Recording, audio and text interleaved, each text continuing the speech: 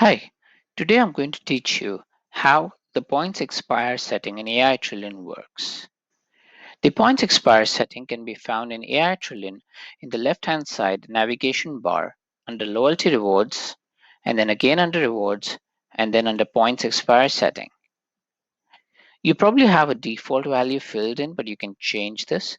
Basically, what the points expire setting means is that 180 days from the customer's last order, the points that the customer received for that order will expire if they have not been redeemed.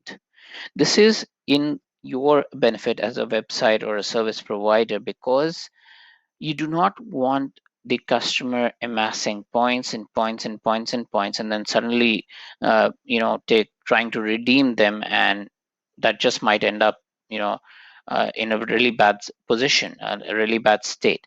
So you generally would set up this points expire setting to allow the customer's points to expire after a certain period of time and to give him a chance to gain more points and engage further with your website. Do remember one thing, that if you change the setting, if I go from 180 days to 240 days, this will not only change it for all the new customers, but also for all the previous customers. So the previous customers would get that extended time on their points, as well as new customers that will be valid as 240 days for them.